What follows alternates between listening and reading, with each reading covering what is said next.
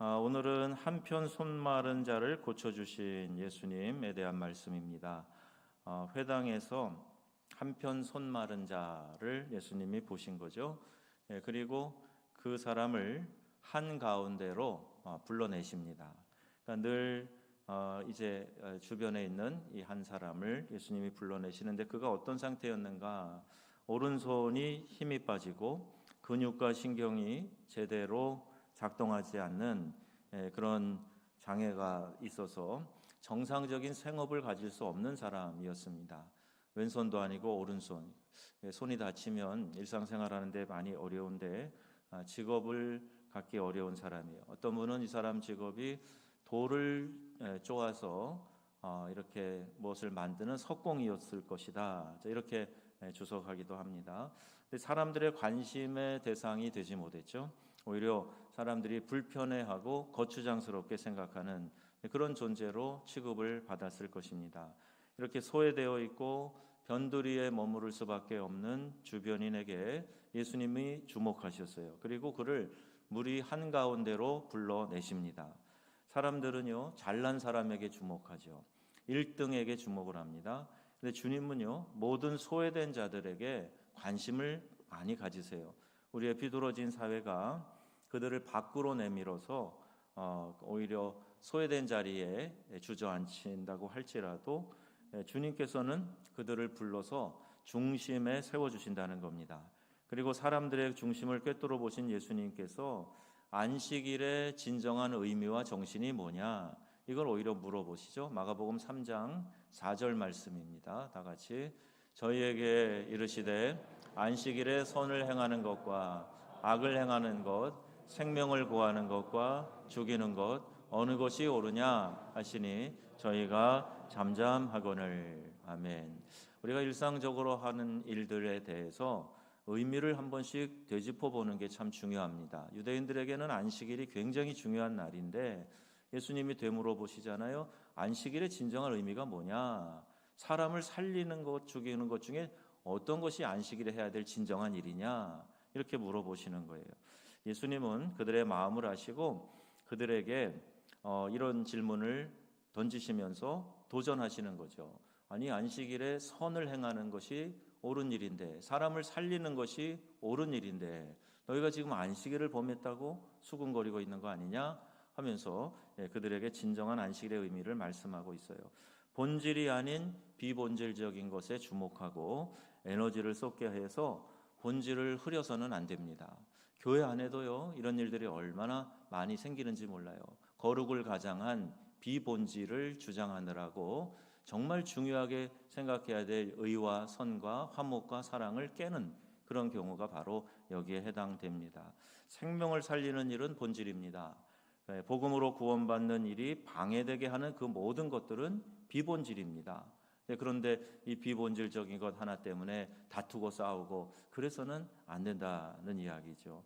마음이 완악함을 보시고 예수님이 탄식하십니다. 그리고 노하심으로 그들을 둘러보시고 그 사람에게 이르시되, 이렇게 되어 있어요. 중풍병자의 예화는 대조적이죠. 주변 사람들이 완악했어요. 근데 중풍병자의 경우는 그 친구들이 이렇게 들것을 메고 지붕 위로 올라가고 하는 그런 수고도 아끼지 않았고 사람들이 거기 주변에서 막 방해하고 하지 않았어요. 그냥 인파가 많았을 뿐이지. 그런데 이 한편 손 마른 자 주변에는 완악한 사람들이 있었습니다. 그럼에도 불구하고 예수님은 기적을 베풀어 주셨다 하는 거예요. 주변에 좋은 영적 주변의 환경이 있어서 이로울 때가 있고 또 그렇지 않을 때라도 우리 주님께서 주목하시면 놀라운 이사와 기적이 일어나는 줄로 믿습니다. 그리고 5절 하반절에 손을 내밀라 말씀하고 계세요. 아니, 손이 말라서 움직일 수 없는 사람을 회중 가운데 세우시고 손을 내밀라 이렇게 말씀하시는 거예요.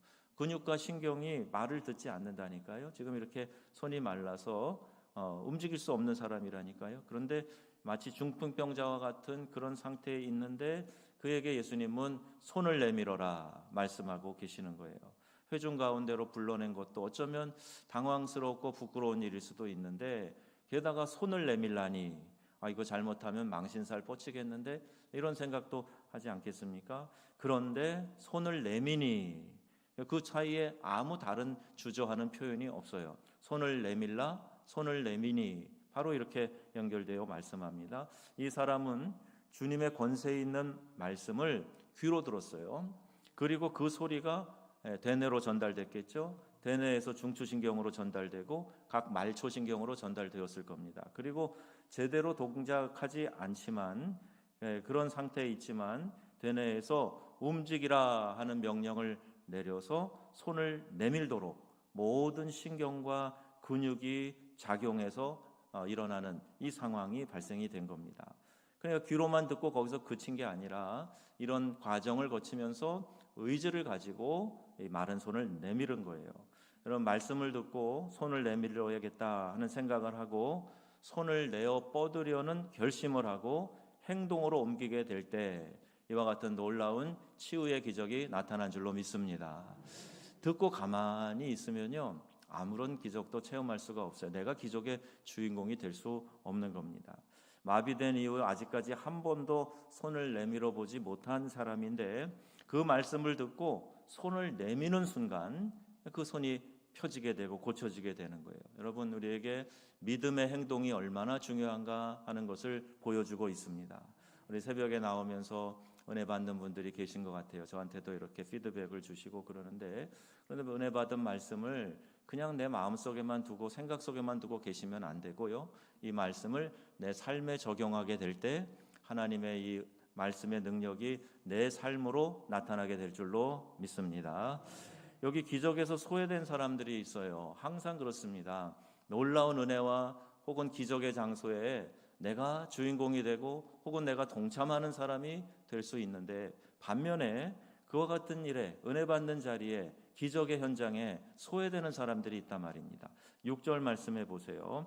바리새인들이 나가서 곧 헤롯 당과 함께 어떻게 예수를 죽일까 의논하였다. 아니, 이 바리새인들도 그 현장에서 놀라운 일을 봤잖아요. 그런데 거기에 감동하고 어떻게 하면 우리도 이런 놀라운 은혜를 경험할 수 있을까? 그 생각을 해야 되는데 자기들끼리 나가가지고 헤롯 당과 함께 결탁해서 예수를 어떻게 죽일까? 이걸 의논했다는 거예요. 잘못한 일도 없는데 오히려 예수님에게 미운 마음, 괘씸한 마음 가졌다는 이야기 아니겠어요? 예수님의 이적을 지켜본 사람들이 다 주님을 믿고 따른 것이 아니었어요. 오히려 안식일에 이와 같은 일을 한다 하고 예수를 고발하고 심지어 그를 죽이려고 헤롯 당과 함께 의논하는 이런 악한 모습을 보게 되죠. 이 완악함은 더 큰 완악함으로 나아갑니다. 이 헤롯 당은 헤롯 왕을 지지하고 그에게 소망을 두었던 유력한 유대인들인데요. 이 메시아 운동에 반대했고 바리새인과 협력해서 예수님을 모함한 그런 사람으로 나와 있어요. 이러한 비유로 인해서 그들은 바리새파와는 달리 종교적인 집단이라기보다는 헤롯 왕조의 이해관계 또는 정치적인 집단이라고 보는 것이 적합합니다. 그러니 지금 종교의 지도자들인 바리새인들과 정치의 지도자인들인 헤롯 당이 결탁하는 걸 보게 되죠. 사단이 하는 일은 항상 이렇습니다. 어떤 일에 우리의 신앙의 회의와 의심과 도전을 주고 그 일을 드라이브한다 그러죠. 밀고 나갈 추진력으로 정치하는 세력을 결탁시키는 거예요. 여러분, 이 원리로 보면 오늘날 우리 사회 돌아가는 원리도 금방 우리가 판단할 수 있게 됩니다. 종교적인 이슈를 들고 나오고 그 다음에 정치하는 사람들이 힘을 붙여가지고 그래서 어렵게 만들고 회방하는 일들이 수시로 일어나고 있어요. 여러분, 깨어나야 됩니다. 기도해야 됩니다. 이 시대에 이렇게 우리의 신앙을 어렵게 만들고 다음 세대의 신앙을 파괴하는 일들이 자행되고 있다는 걸 알고 이 문제를 놓고 기도해야 하는 것이죠. 교회 안에서도 성도들 가운데에도 기적에 소외된 사람들이 얼마든지 나올 수 있어요. 말씀을 믿고 순종하며 주님께 의지하면 우리 축복을 경험하게 될 텐데 여전히 완고하고 마음이 완악한 마음을 가지고 믿으려 하지 않으면 그 불신으로 인해서 계속해서 영적인 핍절, 이 가난한 상태에 머무르게 되는 겁니다. 여러분, 기적에서 소외된 사람이 되지 않기를 축복합니다. 하나님이 주시는 축복의 기회를 놓치면 안 되기 때문이에요. 기적에서 소외된 사람들은 대부분 이런 잘못된 태도를 갖게 됩니다. 주님, 한 번만, 한 방만 터지면 제가 교회 헌금 많이 하겠습니다. 자, 이런 생각 같은 거예요. 우리 하나님이 그걸 원하시는 게 아닙니다. 지금 내 형편에서 네가 한편 손 마른 상태라고 할지라도 말씀이 너에게 임하였을 때 그 말씀에 의지해서 할 수 있는 최선을 다하기를 원하시는 거지, 한 방 터지도록 해주세요, 그거 기다리고 있는 거 우리 하나님의 뜻이 아니란 말이죠. 이런 사람은 주님께 한 방 맞아야 정신 차릴 수도 있어요. 내가 하나님 앞에 늘 깨어서 말씀에 민감하고 들은 말씀이 있으면 순종하고 돌이키고 해야 될 텐데, 그냥 앉아서 크게 한 방 터지기를 기대하고 있다면, 그리고 그 사이에 아무런 헌신도 충성도 순종도 하고 있지 않다면, 정말 하나님이 깨닫게 해주시지 않으면 가능성이 없는 겁니다. 정신 차려야 됩니다. 또는 그 반대로 주님 제 사정 아시죠? 형편 나아질 때까지 기다려주세요. 한 방은 아닐지라도 형편 나아질 때까지 기다려주세요. 이것도 역시 마찬가지입니다. 순간순간 듣고 순종해야 될 것을 미루는 거죠. 우리 영성 집회 때 그런 말씀 들으셨죠? 미루지 말아야 된다. 내가 지금 은혜를 받았으면 즉각 순종해야 된다. 그래, 여러분들이 다 아멘 하고 은혜 받으신 말씀인데, 말씀을 우리가 들을 때에 그래서 자꾸 밀어놓으면 그 사이에 여러 가지 유혹과 도전이 와서 그 말씀에 뿌려진 씨앗을 쏙 빼간단 말이에요. 그러니까 결국 그것이 자라서 결실해서 열매 맺어야 되는데 그럴 기회를 잃어버리고 맙니다. 여러분, 감동이 있을 때, 들었을 때 믿음으로 즉각 순종하는 성도님들이 다 되기를 바랍니다. 한 방 터질 때까지, 먹고 살 것에 염려가 없어질 때까지 인색함을 유지하는 것은 주님이 기뻐하시는 마음이 아니에요. 물질에 대한 것이든 시간에 대한 것이든 내가 몸으로 충성하는 것이든 자꾸 밀어놓으면 안 됩니다. 제가 전에 만난 어느 장로님이 그런 얘기를 하셨어요. 아유, 지금 11조도 못 내는 형편이라, 이런 얘기를 하시더라고요. 지금 11조도 못 내는 형편이라, 이렇게 이야기를 하시는 모습을 보면서 참 마음에 안타까움이 있었어요. 그러면 어떤 형편이 돼야 11조를 낼 수 있는가? 장로님이신데 참 마음이 안타깝더라고요. 이분이 아침에 묵상을 두 곳에서 보내주는 묵상을 가지고 말씀 묵상한다 그러시는 분인데, 형편이 지금 11조도 못 내는 형편이라 그래요. 그런데 하나님 우리에게 어떤 좋은 형편을 만들어 주셔서 여유 있을 때 하나님 앞에 물질로 봉헌하게 하시지 않습니다.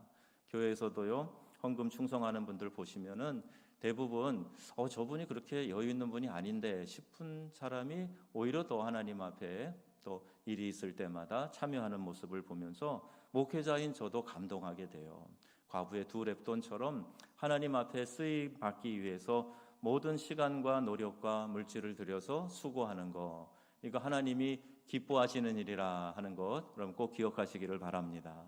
내가 삶에서 최선을 다하는 것을 하나님이 원하시는 거지, 낼 여유가 없어서 지금 못 내고 있다. 자, 이건 여유를 기다리는 하나님 아니세요. 지금 내 상황에서, 내가 할 수 있는 여건 안에서, 내 건강 상태 안에서, 내가 드릴 수 있는 시간 안에서 최선을 다해서 하나님께 드리는 것, 이걸 우리 주님이 기쁘게 받으신다 하는 사실을 기억하시고, 날마다 하나님 안에서, 믿음 안에서 행동하는 순종으로 반응하는 그런 성도들 되시기를 바랍니다. 지금 내 형편에서 받은 은혜를 감사하며 최선을 다해 연보하는 것, 이것이 축복받는 성도의 자세예요. 어려울 때 시작하고, 또 내 지금 형편이 여유롭지 않아도 주어진 여건에서 시작하고, 이것을 하나님이 원하신단 말입니다. 지금 교회는 영적 성장을 위해서 집중하고 이렇게 특세와 영성 집회 하고 있습니다. 믿음으로 터 다지기를 하는 것이죠. 믿음의 도전을 하면 한계를 넘어서게 됩니다. 아무 도전도 하지 않으면 절대 넘어설 수 없어요. 믿음으로 도전해서 하나님의 은혜와 기적을 체험하는 성도님들이 다 되시기를 주님의 이름으로 축복합니다. 이런 도전이 필요해요. 그리고요, 우리가 이제 어제도 우리 아이들 나와서 막 찬양하고, 찬양팀이 막 뜨겁게 찬양하고 그러는데 얼마나 감동이 되는지 몰라요. 우리 교회 누가 우리 FEBC 가서도 현장 방송 스튜디오에서도 그런 교회 소개를 했는데 우리 교회 찬양이 풍성한 교회다. 이거 참 긍정적이고 좋은 거예요. 근데 여러분 부족한 부분도 있어요. 우리가 지금 코로나로 인해서 나가서 복음 전도하는 일에 열심히 많이 식어져 있는 상태입니다. 영혼 구원하는 일에 더 깨어나서 어떻게 해서든지 기회만 있으면 그 영혼들을 건져내기 위해서 가까운 내 가족부터 시작해서 주변 이웃과 친구들에게 어떻게 하면 복음을 전달할까 하는 그런 마음의 갈급함, 이것이 우리한테서 많이 식어져 있어요. 우리가 기도할 때도요, 함께 통성 기도할 때 은혜가 충만하고 부흥이 막 일어나던 그 시기에는 교회들마다 통성 기도하면요 진짜 개구리 울음소리처럼 와글와글 그렇게 기도했어요. 근데 여러분 우리가 기도가 많이 약해져 있어요. 통성 기도할 때, 내가 개인적으로 기도할 때 집중해서 하나님 앞에 기도 올려드리는 그런 열정이 있어야 되는데 이 부분이 좀 더 우리 교회가 강화되면 좋겠습니다. 이 특세를 통해서 여러분 잠깐 기도하고 가실 때라도 하나님 앞에 힘주어서 집중해서 기도하세요. 그러면 이 기도의 영성이 우리 안에서 놀랍게 부흥의 불로 타오르게 될 줄로 믿습니다. 기도하는 일에 주저하지 마시고 누가 내 기도 들을까 신경 쓰지도 마시고 음악도 틀어놓잖아요. 그러니까 함께 힘있게 기도하고 집중해서 기도하고 시간이 허락되는 최대한의 시간을 기도하고 가셔야지 그냥 이렇게 그 기회를 슬렁슬렁해서 놓치면 안 됩니다. 주님은 오늘 우리에게 한가운데 일어서라 말씀하세요. 우리를 찾아와 주시고 우리의 마음을 위로해 주시고 새 힘을 주시기 위해서 좀 주변에 머물러 있지 말고 안으로 들어와라. 무리 가운데로 들어와라. 이렇게 부르고 계시는 겁니다. 예배에 물러남이 없이 더 적극적으로 믿음 공동체 안으로 들어와서 주님이 주시는 은혜와 축복을 경험해야 할 것입니다. 또 주님은 내 마른 손을 내밀어라 이렇게 말씀하고 계세요. 한가운데 들어와라. 내 마른 손을 내밀어라 명하고 계십니다. 주님이 기적과 축복을 우리의 삶에 베풀어 주시기 위해서 네가 믿음의 행동을 보여봐라 말씀하시는 거예요. 아브라함을 그렇게 잘 아시면서도 아브라함을 시험하사 내 아들 이삭을 모리아 산에 데리고 가서 바쳐봐라 이렇게 시험하시듯이 지금 여러분이 이건 움직일 수 없어, 이건 할 수 없어, 이건 너무 연약해 라고 생각하는 그 부분에 대해서 예수님이 말씀하시고 명하시고 내밀어라 말씀하시고 우리에게 명하고 계시는 거예요. 아직 형편이 어려워도 근육과 신경이 제대로 작동하지 않아도 내가 움직여 본 일이 없어도 손을 내밀어라 이렇게 명령하실 때 감동을 주실 때 여러분 말씀에 순종하여 믿음으로 행동에 옮기시는 성도님들이 되시기를 바랍니다. 드리는 만큼 받게 되는 원리를 잊지 마세요. 심는 대로 거둔다 하는 이 영적 추수의 원리 여러분 잊지 마시기 바랍니다. 중심으로 최선을 다해서 주님께 헌신하고 올려드리는 삶을 사시기를 바랍니다. 어떤 일이 있어도 기적에서 소외됨이 없도록 주님이 베푸시는 축복의 기회에 은혜의 자리로 나아가기를 우리 주 예수님의 이름으로 축원합니다. 아멘. 하나님 아버지